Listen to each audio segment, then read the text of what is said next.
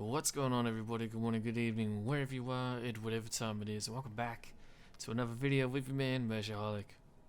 Ladies and gentlemen, welcome to another faction overview for the divided Impera overall mod for Total War Rome 2. Today we're checking out Syracuse. That's right, ladies and gentlemen, jumping into Sicily now. This is going to be a very interesting faction overview. Syracuse is one of the most interesting factions I feel like you can play, and is probably one of, if not the most difficult. Perhaps not the most difficult, but it is very, very close. It's in the very short list of contenders for being one of the hardest factions, in my opinion, and I'm going to tell you why now. Before we get to that though, let's jump into the buffs and debuffs that Syracuse receives, and then we'll jump onto the part 1 section of this video, where we'll check out the campaign situation for Syracuse. So, obviously, we need to consider the cultural group that you're in, and you're part of the Apoikie ton Helenon. I'm sure I pronounced that perfectly, but anyway, you're a part of the Greek city-states that are not in Greece. Basically, you are the Greek colonizers who left Greece during a certain time period, and obviously, you belong to the people that colonized Eastern Sicily, and more specifically, Syracuse itself, which is your capital. But because we're part of this particular cultural group, we now share the following buffs with the Messalians, with the Cultures faction, and with the Arch-Bosphorus faction. We have an Independence perk, which gives us plus 10% melee defense during battles in own or allied territory. Very helpful, especially since a lot of your battles will be in your own territory in the early game. So hopefully that can help you out. You then have the Far From Home perk, which gives you plus 2 cultural conversion, which will be very helpful because you're surrounded by factions that are not of your culture. You have the Punic culture with Carthage, and then you have the Latin culture with Rome, although Southern Italy is fairly Greek heavily based, so that is helpful, but in general that's actually quite a helpful perk. However, we then move on to the Syracuse specific perks. These are the perks that only Syracuse receives. You have the Archimedes Eureka perk, which gives you an increased research rate, which will be very helpful for you. Hopefully you can get that technological edge that will keep your troops just a little bit ahead of your enemies. Furthermore, you have the Expert Siege Defense perk, which gives you an increased capital siege holdout time. I'm not too sure how helpful this will be. Your capital will probably be besieged several times. However, if your capital is besieged and your army is already inside of it, it doesn't matter how long you can hold out for, you're probably going to lose regardless. As soon as you can't recruit any more troops but the enemy has you cornered, then you're really screwed. So, I don't know, it's going to be somewhat useful because it actually will be put to practical use, but I'm not sure how much it will actually do to save you from destruction. It's very situational, I feel like. If you need a little bit of extra time to hold out for allies to come down, such as Epirus, then it might be helpful, who knows. But then you have the Power Struggle debuff, which gives you an increased Empire Maintenance debuff, which is actually quite severe because Empire Maintenance is one of the biggest killers of income towards the mid and late game. So you do need to be aware of that as you begin to expand and Empire Maintenance becomes more and more common. You will suffer just a little bit more than what other factions would, which is not good for your economy overall. But hopefully by that point you'll have a trade empire that encompasses all of the Mediterranean and it won't be too relevant. Anyway, ladies and gentlemen, that's all I have to say about the buffs and debuffs. Now let's jump on in to the grand campaign section of this video and see how things are for Syracuse. Alrighty, ladies and gentlemen, welcome to the part 1 section of this video where we'll check out the campaign situation for Syracuse. So, obviously, as you can see, we are now back to having just a one-hitter quitter faction. That's right, you only have to one single settlement for Syracuse, which is, of course, the city of Syracuse. You only have one single army which is stationed in the city, which has a few units here. Actually has some decent hoplite units here, so that's quite helpful. You have some okay-ish cavalry here, but then you have some pretty generic basic slingers. You do not have any navies, and the only agent you have is a spy over here in Western Sicily, which is actually fairly helpful because you'll be wanting it to spy on the following settlements over here in Western Sicily, as they will almost certainly be one of your early conquests. Speaking of conquests, let's jump straight into diplomacy. you have almost no relations with everybody except Epirus. You actually have quite a few relations with Epirus, or negotiation treaties, I should say.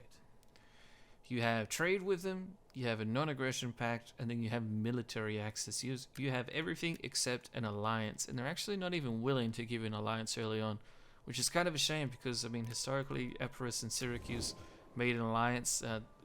Basically, a large portion of the Sicilian population basically begged Pyrrhus to come on down and help them out against the Carthaginians, but if you want Epirus to be your ally, you're probably going to have to pay them to do so.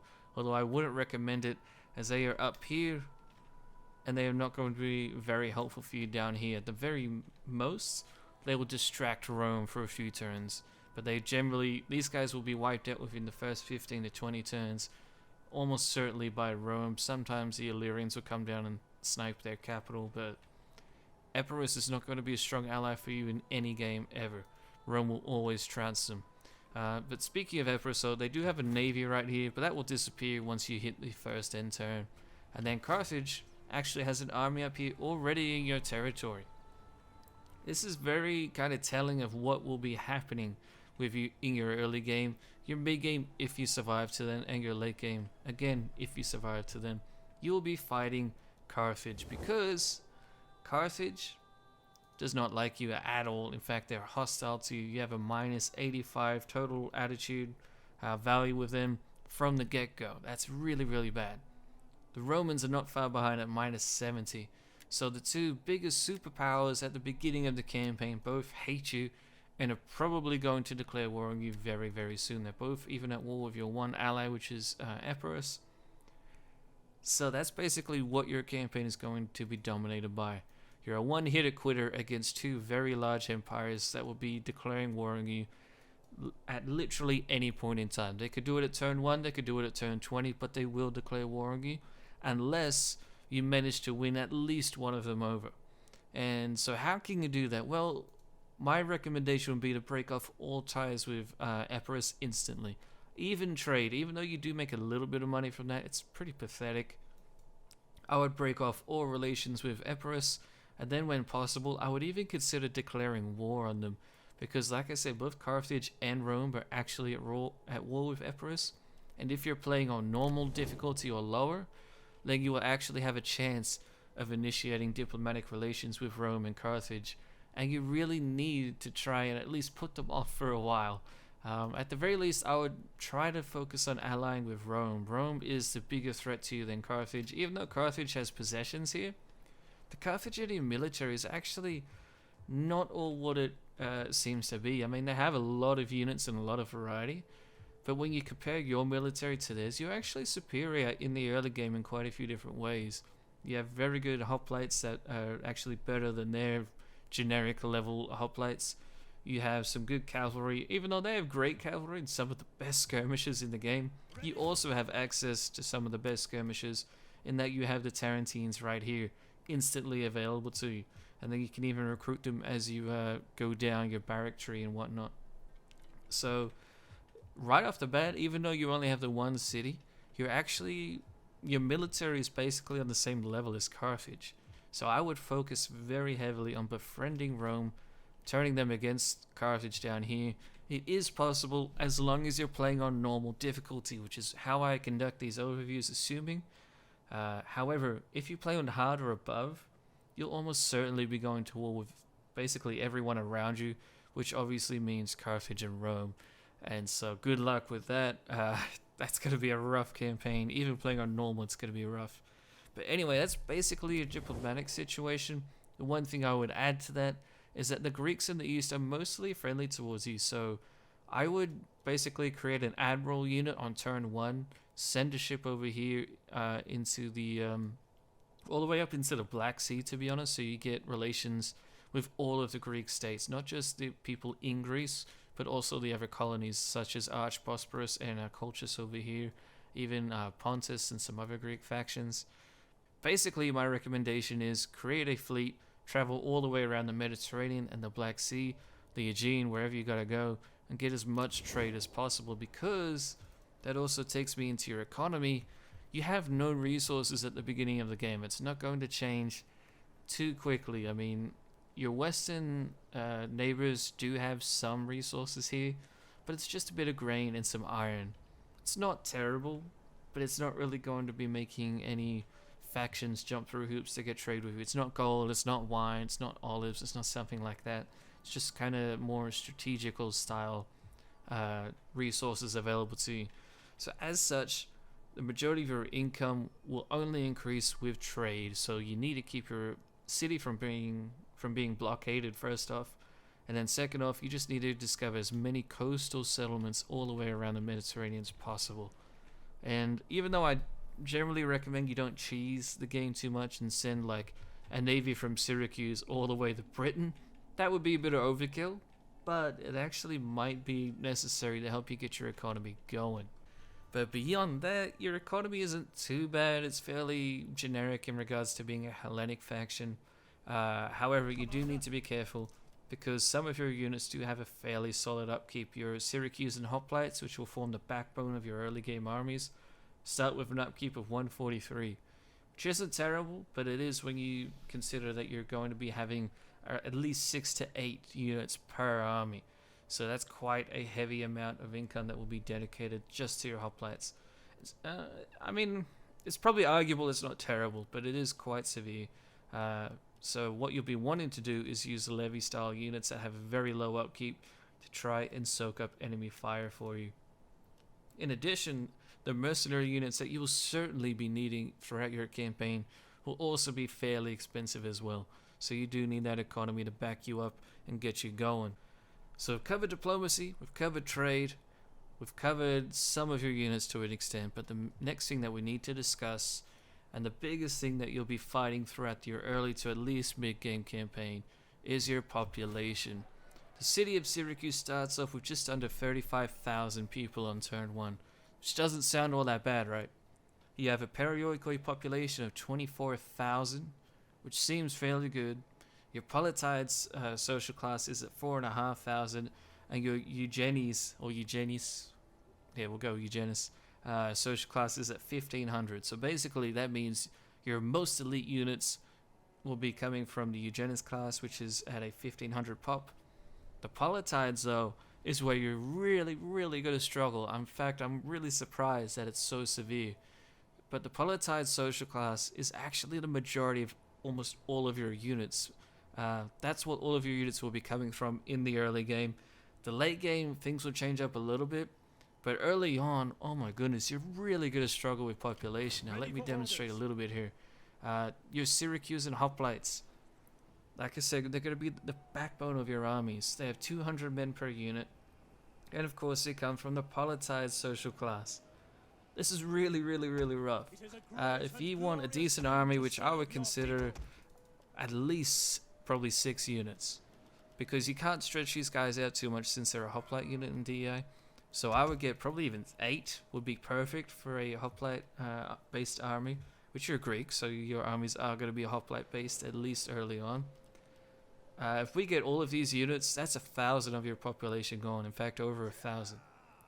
That's insanely rough. If you lose this army, then you lose a quarter of your core population, because the Politide social class is your core population. Now let's get rid of that, and I'll demonstrate why it's your core population. All of your mercenaries here will be coming from that as well, which you'll be needing to hire. These Sicilian sellswords are excellent units. You'll want them in your army. They will trounce the Roman early game infantry, and they will carve up the Carthaginian infantry like they're nothing. The Tarantine cavalry, some of the best skirmishes in the game, and you will need them consistently throughout the whole campaign, really. They come from your Politide social class. So that's not good. Then we move on, though. Let's check out the barracks. Just based off what small research I've done regarding this, the Samnites actually come from your Politides factions, which is interesting because you'd think it would be something more like your Perioikoi or something, since they should be like a second-class citizen since they're Italian. But actually, these guys come from your Politide social class, which is really bad. You'll be using these a lot in your early game because you need a decent sword line, and these are a great sword unit. but again, they're drawing from that population. Your other cavalry units will be coming from the Politides section as well. Then we jump up to the next level of barracks. Your Sicilian Footmen actually do not come from the Politides. However, they are a really bad unit. They only have an armor of 10, melee attack of 12, defensive 8. These guys are very generic. They have a decent attack, but you can't really form a battle line with a unit that has only 10 armor. They will just get cut down so freaking quickly. So that is going to be very scary for you. I'm looking for a specific unit here. You over here, your Syracuse and Heavy Pelters, they come from you Jenny's social class, which is your elite of elites. And you only have barely over 1,000 of them. Yet those skirmishes are going to be vital for you in that they're actually very good at melee, but they'll also be excellent in dealing with Roman heavy infantry if you can get them in the right position, and killing enemy elephants as well. And then, like I said, the majority of your cavalry will be coming from your Politides section, and then you have your Syracuse and Guards and Syracuse and Lancers, which I believe both come from your Eugeni's social class, as will your Royal Cavalry. So the majority of your units are coming from basically your more elite tiers of society. And because you're just a colony outside of Greece, you're not going to have a lot of population. Even once you, like, say you blitz Acragas and Panormus within the first 5 turns, even then you're still not going to have a lot of population. You're just going to be constantly struggling throughout the early to mid campaign. Maybe in the late campaign, once your cities have developed a fair bit, or perhaps you've taken over Greek settlements where the Greek population will be greater, then it might be different. But until then, population is just going to be such a big issue for you. And I was really kind of shocked to see how much of an issue it is. It's quite interesting, and you will get access to pretty good units later on that will help you with this, such as your Roman style swordsmen. But even then, I mean, it's going to take quite a while for you to get to those 4x reforms to get them. So good luck with that. Far out. Anyway, now let's jump into the part 2 section of this video, where we'll check out the military of Syracuse. Let's do it. Alrighty, ladies and gentlemen, welcome to the part 2 section of this video, where we check out the Syracusan military. First off, we're actually going to check out their navy. We haven't done this for quite a few videos, and that's because the previous faction's navy sucked. However, Syracuse doesn't necessarily suck in the naval category. You have 2 generic admiral ships, nothing special there, and in fact the highest ship health you have of them is 880, so be very careful with your admiral. He is basically on a glass cannon. However, you have a lot of different melee ships to choose from, and not only do you have quite a few different ships, but they are actually part of the very good Syracusan Marines. These guys are actually really good in melee. If you can, try to get them to board the enemy ships if possible. However, you do have this one ship here, which I'm hovering over, which has a ship health of 1,500, which is very extreme, which means it will be excellent at taking ramming damage from the enemy.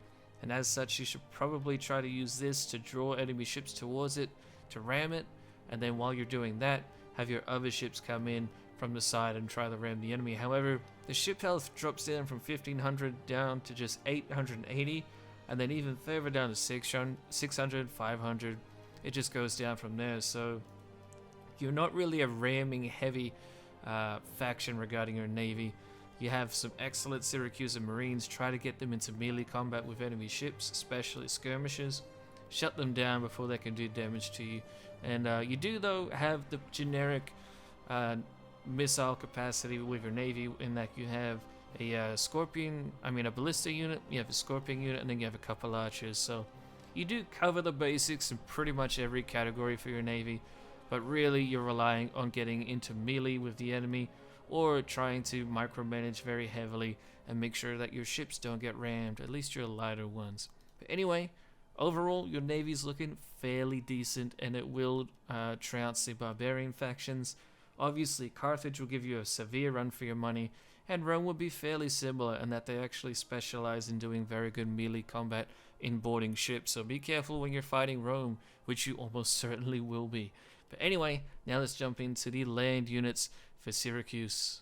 Alrighty, ladies and gentlemen, welcome to the part 2 section of this video. We will now check out the military land units for Syracuse. Now obviously, as always, we'll be starting off with one of your general's bodyguard units. You do have access to some other infantry units, but in my opinion, this is your go-to bodyguard unit. This is your Royal Cavalry. They're actually a very good melee cav unit, and they can have an effect in the shock department as well. However, they do only have a charge bonus of 37, which does let them down a little bit, but they have an armor of 38, good melee attack of 13, defense of 14, so these guys are definitely formidable. They will do very good against charging into light infantry, and just charging into the rear of pretty much any unit that isn't too heavily armored. They will be quite helpful for you early on in the campaign in chasing down enemy skirmishes, but more importantly, they'll be very helpful in chasing down enemy cavalry, which may seem funny because they have a large bonus of versus infantry of 4, which will actually help out their melee attack quite a bit. But beyond that, I still wouldn't keep them in an extended melee against infantry, because it means that they run the risk of being attacked by enemy spearmen, and as such they will definitely get hammered by that. But as you can see, we have a fairly decent sized roster this week. It's not as severe as the Morian roster was, where we literally couldn't see the edge of the map, but as always I will try to skip over the generic units very quickly, which unfortunately Syracuse has quite a few of, although not too many. It has a pretty nice roster overall. But now let's jump into the skirmishes. At your service. Here we have the Lucanian light infantry. This is one of your basically AOR units that you get from your capital building in Syracuse. Basically, they're just a light javelin unit for you. I'm not really going into too much about them at all. They don't have any decent melee defense or attack stats at all, so I would use these guys purely just as skirmishers. Missile infantry. We do have your two specialized units. I'll get to those in a second. Actually, let's talk about your other units before we get into them. So next up, we have your Greek Javelin Man, which basically means that you have levy style skirmishes. These guys will fulfill the most basic levy role there is. Not a lot to say about them. They have, however, basically poorer melee attack and defense stats compared to the Lucanians. So if that's interesting to you, and you want them to do a little bit of melee fighting, use the Lucanians, but they have still only a melee attack of 6 and a defense of 6, so I wouldn't bother personally. But anyway, moving forward, Missiles ready and waiting. you then have the Greek Slingers, which is once again the most generic and bottom tier kind of unit that there is in this department, in the Slinger department that is. They have a range of 190, which is okay, pretty standard for most Slingers.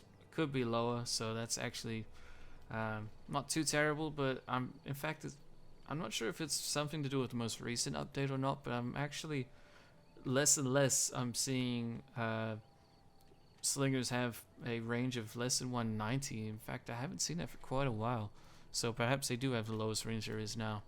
Stats are changing and I gotta get used to it. So anyway, Archers. speaking of having the most low stats, we have Greek Archers. Basically the most bottom tier archer unit that you can get access to. So first off, all 4 of these units Missile are infantry basically ready. levy units, with the Lucanians barely being a step above levy units. They will fulfill the most basic functions of skirmishing, so they're not to be scoffed at necessarily. They do have their uses, and they do come from your bottom tier population of perioikoi, so that'll be helpful. However, they're still not going to do very well against the much better Carthaginian skirmishes especially. However, Rome does have basic skirmishes, and you will be okay against them, at least with your generic stuff. Protests. However, then we jump all the way up to your Syracuse and Heavy Peltas. These guys are actually very impressive for a Peltas unit. They do have only an ammunition of 6, missile damage of 22, fairly standard for a Peltast. However, they have an armor of 28, a melee attack of 10, and a defense of 14. These guys are very impressive. They're basically a sword unit that you get access to that has quite a few javelins to use before they get into melee, which is very, very nice. Unfortunately, they do only have 175 men per unit, so that does put them at quite a disadvantage against most swordsmen that they'll go up against, which will either be 200 or 300. But regardless, these guys will still be really, really helpful. And they even have a decent morale at 39. It could be higher, but it will get higher quite quickly, depending on the general that they're with and on the experience. So those guys will actually be very helpful to you. However, they do come from your top tier population class, so I would be careful in how many you recruit. Missile infantry. Then we jump onto your two unique units, the units perhaps most famous to Syracuse, in making Syracuse famous even, despite its really interesting geographical position. In DEI, the military of Syracuse has become quite renowned due to these two units right here. So first off, we'll talk about probably the most interesting one of the two, your Crossbow Infantry. That's right, this is not the medieval era, this is not a Total War Rome 2 medieval mod, but we do see the most early rendition of crossbows being used, perhaps one of the earliest ever in history. I don't know the specifics on the history side of things, but I do know this is incredibly unique, and as far as I'm aware, this is the only crossbow unit in the entirety of DEI. I will do a more in-depth video about these guys, so I'll try not to spend too much time on them, but we do have to talk about their stats. They have a missile damage of 24, which is really, really good. However, I would caution you to be too overly excited about this, because 18 of that 24 damage comes from your base damage, which basically means it doesn't consider armor piercing. Your armor piercing damage is just at 6, which isn't bad. It's quite respectable, but it does throw quite a damper on that missile damage of 24. And in my own testing, which I did quite a fair bit of, to be honest, even though I would have consistently good shots on units such as Roman legionnaires and then even lower tier Roman principes and such, if the enemy unit had good armor, these crossbowmen weren't doing very good against them. It took them a very long time to get decent kills against armored units. So what are they good for? What is their role? Again, I'm trying not to go too much into it, but basically with a range of 200, these guys operate as sort of a siege unit, in that they will basically operate kind of like a scorpion that doesn't have the armor piercing damage of a scorpion. So they will deal heavy damage to enemy skirmishes as long as they're not too heavily armored, and as long as they don't have shields like Cretan archers do. So with that range of 200, that very high missile damage, these guys will obliterate enemy skirmishers. They will basically make sure that you're the only skirmishing army on the battlefield, which is very, very nice. Furthermore, you have an ammunition of 15, which is very, very nice considering just how powerful this unit can be. It isn't always powerful, and you do need to be fairly considerate in what you want them to target, but an ammunition of 15 is very impressive indeed. Furthermore, they actually have a melee attack of 9, which is kinda respectable. It's not bad. I'd probably just call it decent. So that means that they can charge into the side of an enemy and get a few kills before they get slaughtered due to their low melee defense of being in 5. However, they have a fairly respectable armor of 20, so that will help you out. It will help these units survive against enemy skirmisher fire, although not by a lot. They'll survive against bottom tier levy units, but more experienced and damaging units they will get cut down by, so you do need to be careful with them. But the armor does help out a little bit, and it will help them deal a lot of damage to units like these over here. Basically any generic units they will wipe out from the battlefield. So all in all, crossbowmen will be excellent at dealing with skirmishers and light infantry. However, heavy infantry, they will need a lot of time to deal damage. However, they will be quite helpful to unarmored cavalry units as well, so don't be afraid to have them target enemy cav. Their reload speed is okay. I need to do more testing on it to comment on it further though, so yeah, I can't say much more about their reloading, but their shot arc is that of a crossbow. They don't go all the way up and down, they just kind of go almost straight towards a unit with a slight incline. It's basically just a little bit better than a slinger, if not very close to being a slinger, so do keep that in mind. Slingers! But now we move on Missile infantry to your ready! dart slingers. Now these guys are actually going to be very useful in dealing a lot of damage to heavily armored units. They have a missile damage of 21, and 9 of which is armor piercing, so these guys will be your Roman killers. They're basically just a slight step up from friendly skirmishers. Sorry. Yours to command. Your elite skirmishers have a missile damage of 22, which is actually more than your dart slingers here. However, your skirmishers have only an armor piercing damage of 7, Missile whereas these infantry, guys your command. have an AP of 9 straight out the gate, which is going to be very useful for you. And they actually have a slightly bigger range as well at 120 compared to 90 compared to your pelters. So these guys are quite unique. They do operate basically like a slinger that throws a dart. Basically, that's why they're called dart slingers. I know it's shocking, but the point is that these guys operate like slingers, but they're not throwing stones. They're throwing basically the equivalent of what Javelin Men throw at the enemy. So these guys will deal a lot of damage, especially if you can get them to hit the flank of Legionnaire and Principe units. These guys can be absolutely devastating, and you'll see them get a lot of kills very, very quickly. They do, however, have only an ammunition of 10, so I would recommend whatever army you assign them to, you have your general get some ammunition perks. Beyond that, though, they have basically the same melee and armor stats as the Crossbow Infantry, so they can do melee attacks if you want them to, but I wouldn't recommend it. And that's your skirmishes. Moving on from your skirmishing department, we have quite a lot of swordsmen to discuss. Straight off the bat, we have your Sicilian Footmen. These guys are they're kind of confusing. They have a very good melee attack of 12, so instantly you think, oh wow, they're going to be a solid mid-tier unit. However, the thing that really messes them up is having only an armor of 10, which is really pathetic. It's really quite low. They have a morale of 42, which is very nice. Melee defense is only at 8 though, and out of that 8, 6 is from their shield. So if they get an extended melee with a unit that can survive against their melee attacks, which they probably will because they only have a weapon damage of 22,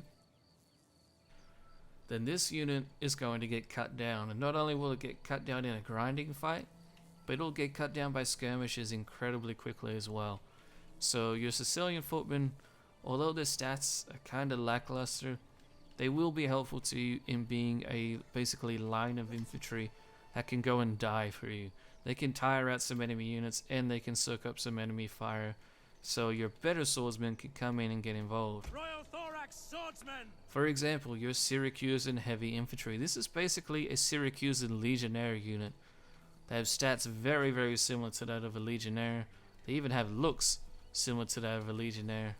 And in their description, it even talks about how they're adopting the warfare of the Romans, basically. Just really fantastic stats considering you're just Syracuse. Melee attack at 12, defense of 17. That is a whopper, that one. Charge bonus is just at 20, which is okay. Weapon damage of 28, though, which is quite nice indeed, considering you have a melee attack at 12. So these guys will be actually very good killers in a grind out fight. However, the armor piercing damage is almost non-existent at 4, which is kind of a pattern that we'll see for the rest of your melee units. You don't have any armor piercing dedicated units whatsoever. And these guys will be basically your best swordsmen you get, and their AP is at 4. So use these guys as a main battle line when you finally get access to them. They will survive for quite a while though, so don't be afraid to use them against Romans and such. Swords! Then we have Sicilian Levies, basically just a levy sword unit, not worth mentioning really, except it'll be useful to die for you, although it would be better probably to use your Sicilian Footmen. We await your command! Then you have the Furio Swordsmen, which obviously become available after your Furios reforms. Not really a lot to say about the Furio Swordsmen. I've talked about Furios units a lot in my overview, so I won't mention these too much. However, I will say their stats have been slightly buffed to be more aggressive in the most latest patch, but even then the stats regarding aggression are still pretty lackluster. A melee attack of 9, defense of 12, charge bonus of 13, which is pathetic. Weapon damage of 23. Yeah, just wow. Very lackluster sword unit overall. I probably wouldn't even bother recruiting these, because instead of getting these guys, you could get Samnite medium infantry. These guys are fan-friggin-tastic. They're basically just a slight step down from your heavy infantry we're just looking at. However, they do come from your Palatine social class, so as such, they will drain your population quite heavily. But these guys are available to you from the beginning of the campaign. So I would highly recommend you pursue the Samnite units. Very aggressive. Decent damage, but no armor piercing damage really. They have a very good armor of 28 though, so these guys can form a very solid battle line for you Although I would recommend you use them in a second battle line and instead use your main battle line for hoplites. Italian swordsmen. Then you have Brutian Infantry here. These guys are basically Sicilian / mainly Italian levies. I say Sicilian because they're only available to you through your main capital building in Syracuse. So basically like the Lucanian infantry we discussed, these guys will be helpful, but I mean, once you get access to your Samnite warriors, I wouldn't really bother using these unless they come from a different population class, which I was unable to find out, unfortunately. Which I believe they should, because they're Italian units. So hopefully they come from a different social class, but then the mercenary units from Italy don't, so I can't really say for sure.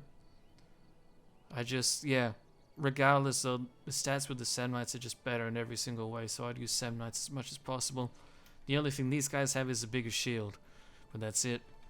That's your swordsman. Pretty decent overall. Some very good battle line options for you. Not a lot of aggression though, and no armor piercing. Spearmen though, we start off with your Thorax Spearmen. Again, I've talked about Thorax and Furios quite a lot. These guys are no different. They're a fantastic spearming unit for you. The Thorax are a step above the Furios, keep in mind. Melee defense of 20, which is a whopper. That is insane. Very, very high. Especially for a unit that isn't necessarily elite, although the Thorax are definitely very high tier. They're considered heavy spearmen, and so they should be. They have an armor 38, bonus versus elephants, and cav 12 each. Just fantastic spear unit. Try to use them when you can, but they will be quite expensive, so do watch out for that. Then we move on to your Syracuse and Colonists Levees. They are basically what it says, Colonists Levees. Almost not worth mentioning, except they do have a pretty decent melee defense of 15. And that's because they have a very large shield with them. So these guys might survive against enemy skirmisher fire for a while. And you could even use them to basically be like a first contact unit where they will tire out the enemy. Kinda, well, not, I wouldn't say they would tire them out quickly, but they'll tire them out to an extent. So they are possible to use. However, what you could use instead, actually tire out, and not only tire out but actually kill the enemy, is your Syracuse and Hoplites. These guys are absolutely very, very nice. Almost fantastic.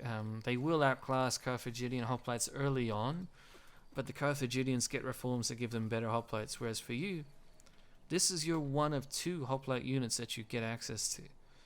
So that is a bit of a shame, but stats across the board are really nice. Armor 28, which is very noteworthy, and a melee defense of 17, which again is just a proper good defense. Very, very nice. Shield bearers. But then we jump up to your Syracuse and Guards. This is the elite of the elite for your hoplites. Just fantastic stats across the board. They will give the Carthaginian elite hoplites a good run for their money. They might even beat them in some situations. However, it will take them a very long time to do so with only a melee attack of 9. Furthermore, they have an armor of 38 and a melee defense of 21, which is very, very nice. This is one of your general's bodyguard units, though. I probably wouldn't recruit these, though, because you could just use the cheaper Syracuse and Hoplites, which will do a fantastic job as well. These guys are more so basically your version of Triari. Send them in at the end of the battle if you're desperate, and dedicate them to serious choke points in towns that you need to hold. But beyond that, I would be careful in recruiting too many of these expensive units. Then we move on to your Syracuse and Light Hoplites. These guys basically function as a light spearman unit. They'll support your cavalry. They only have 200 men per unit, as does almost every other unit we talked about except the Levy unit, the Colonists Levees. And they don't have any formation attacks, so keep that in mind. But their defense is actually very good at 17 and an armor of 10, so they won't die instantly, but they won't be all that crazy and helpful as well. They'll die very quickly to skirmisher fire. Levy hoplites are basically in the same boat as your light hoplites, although they're slightly lower in stats pretty much across the board except for armor. Yeah, their morale is lower, so these guys slightly lower statistically in most cases. However, they have the phalanx ability, Yes, Commander. which means that they'll be able to boost their defense, hold their position for quite a bit longer. You can use them in a battle line, if you just need to use some levies. By your command. Then of course we have the Furio Spears, a step down in every single way from the Thorax Spearmen. However, these guys will be quite quick on the battlefield, and you might want to use them over the Thorax Spearmen because they're not all that bad compared to the Thorax Spearmen. In fact, they're quite excellent, really.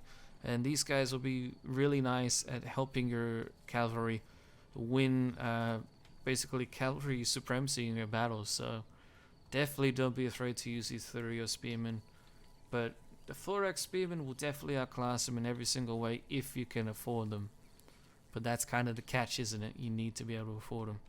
But that's it for your infantry. As you can see, great spearmen, solid hoplites, great swordsmen, pretty generic skirmishers, although you do have 2 unique units that will do a lot of damage to units, and they'll be very helpful for you. However, that's kind of it.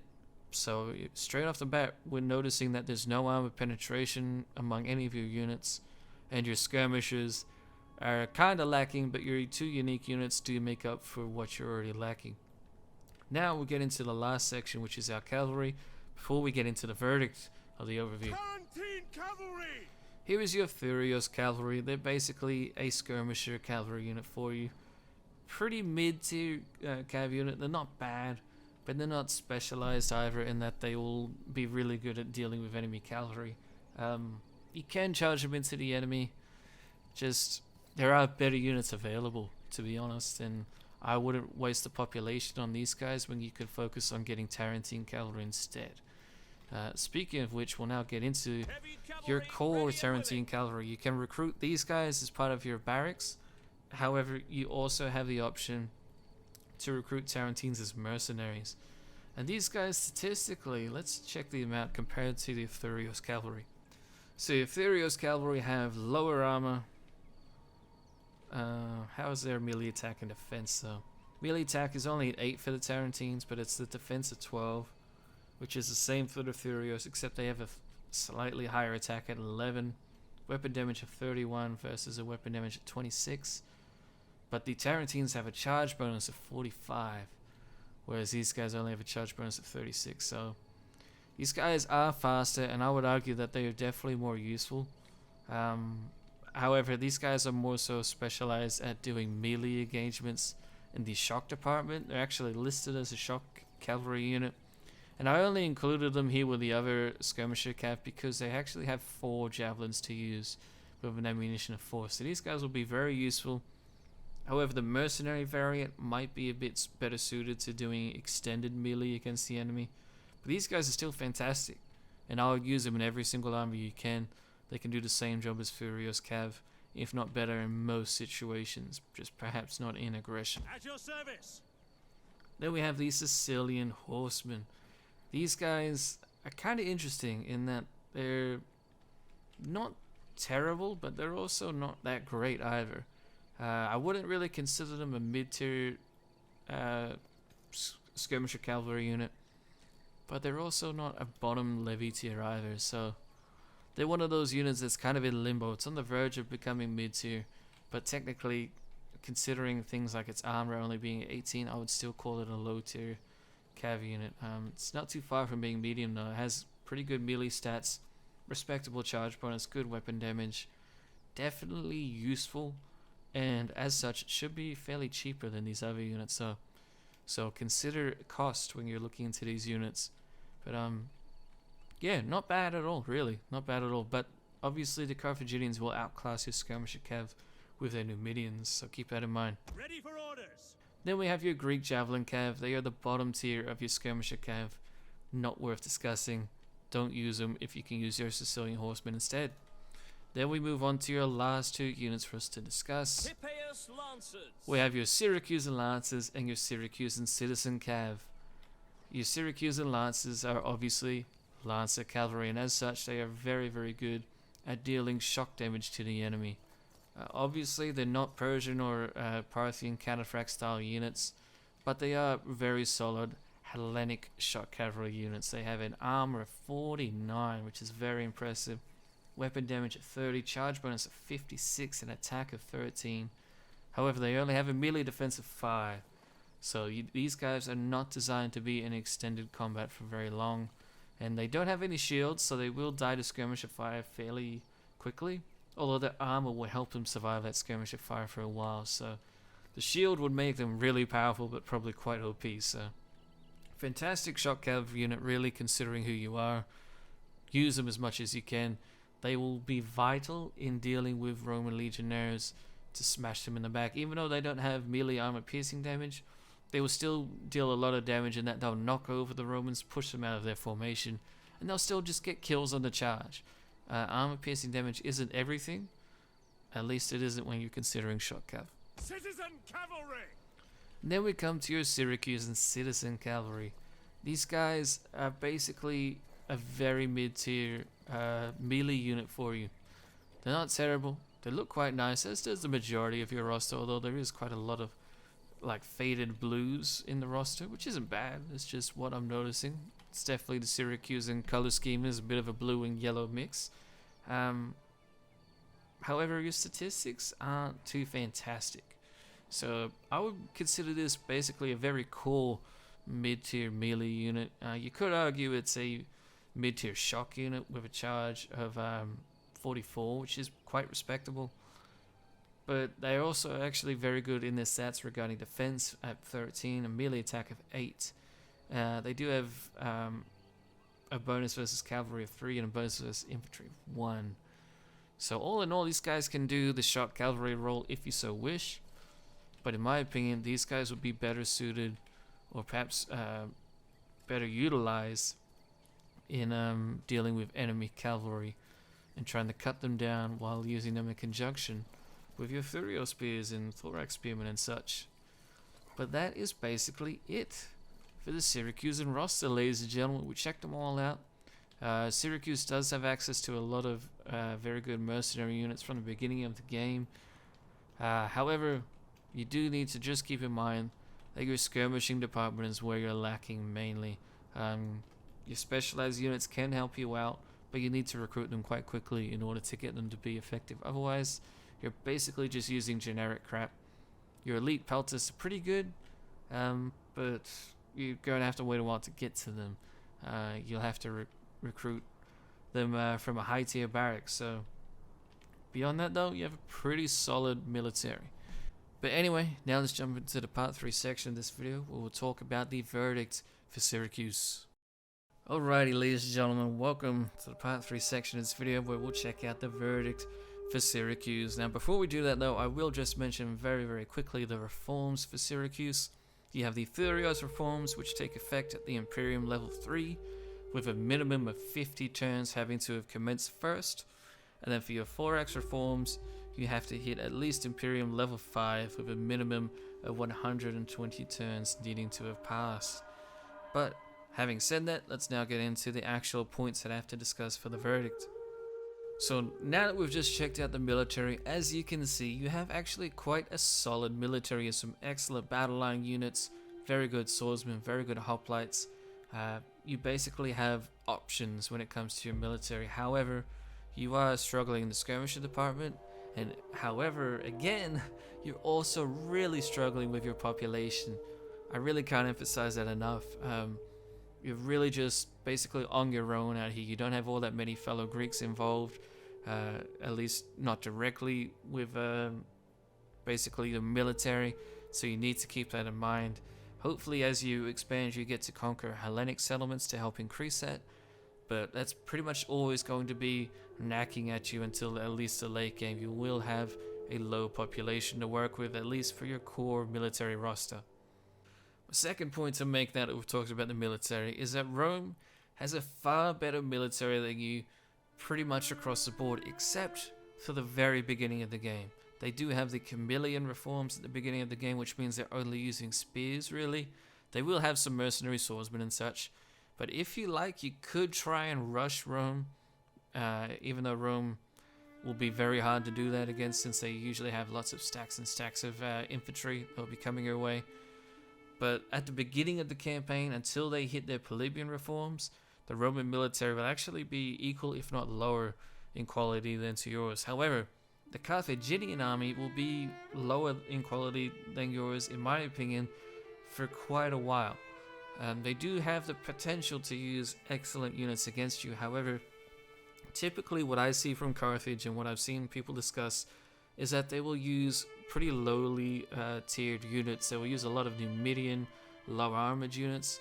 They use units that don't have a lot of morale, and as such, you should be able to use your shock cavalry to deal with their infantry, deal some serious morale damage, and in the meantime, your crossbowmen should be able to cut down the enemy skirmishes quite quickly.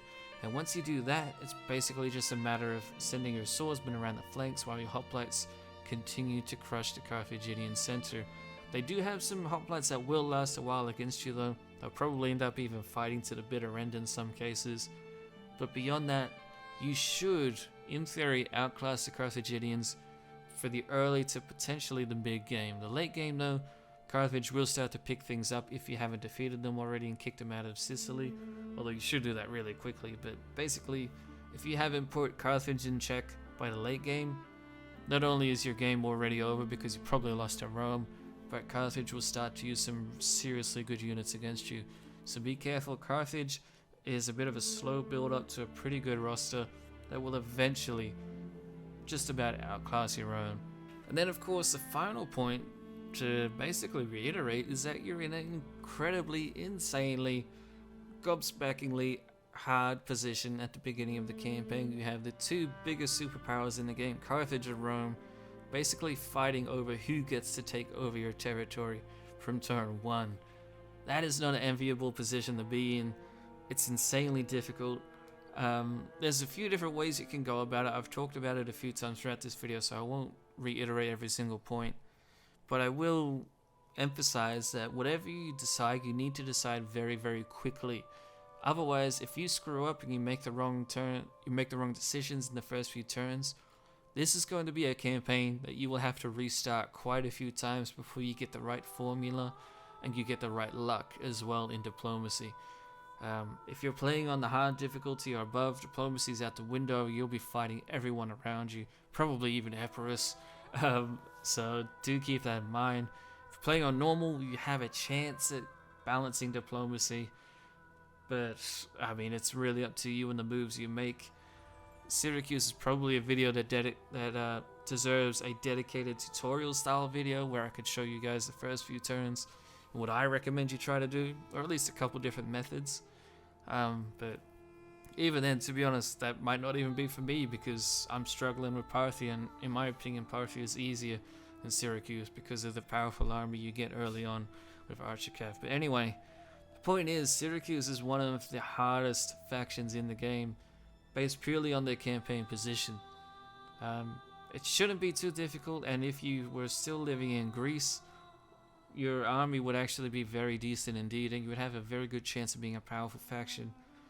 However, the reality of your early game is that things are just going to be insanely difficult for you, and there's pretty much no way around it. Even if you try to migrate to an area that'll be easy like Iberia, you'll still be struggling on population, and you will need to keep that in mind. But it is definitely a possibility, and I recommend you try to consider it. I've had quite a few comments in my videos talking about how they're surprised about my migration strategies. It's very feasible in DEI. But yeah, the bottom line is I would just really emphasize for you to consider your decisions, weigh them up, and whatever you're going to do, stay committed to it. Don't go back and forth, and don't try to play neutral with everybody. It's not going to work. The AI will randomly declare war on you, even if you're friendly with them, even on normal difficulty and below sometimes. So whatever you got to do, stick with it. And that leads us to a difficulty level rating. Now, this is going to be a tricky one because I think they're harder than Parthia, but they also have a pretty good military. And I rated Parthia at an 8 out of 10, which in my opinion is very hard. 9 out of 10 being extremely hard, and 10 out of 10 being impossible.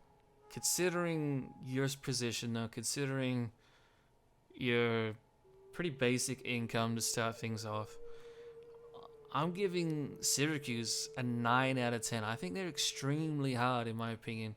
And I almost guarantee that after you play Syracuse for the first time, you will have to restart your campaign at one point or another. Unless you're one of those very high level talented DEI players or just Rome 2 players in general, you just micro the crap out of everything, and you make sure you balance all the numbers perfectly, which even then, it's still going to be a struggle. But I think Syracuse is very much a contender for being one of the hardest factions in the game. It might seem a little dramatic, it might seem a little silly, but in my opinion, there isn't many other factions that find themselves in such a difficult starting position. There are factions that are inferior to you in their military completely.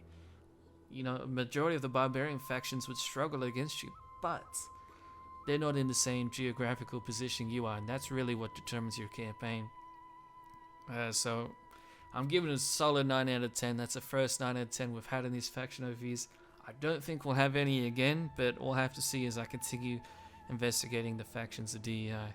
But ladies and gentlemen, let me know what you think about that rating down below. Am I being a little bit severe?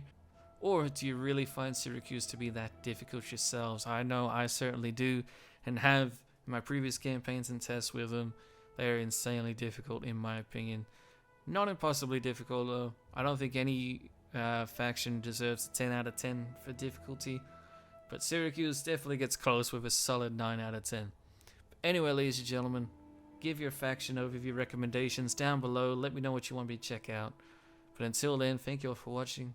Hope you guys enjoyed, and I shall see you in the next one.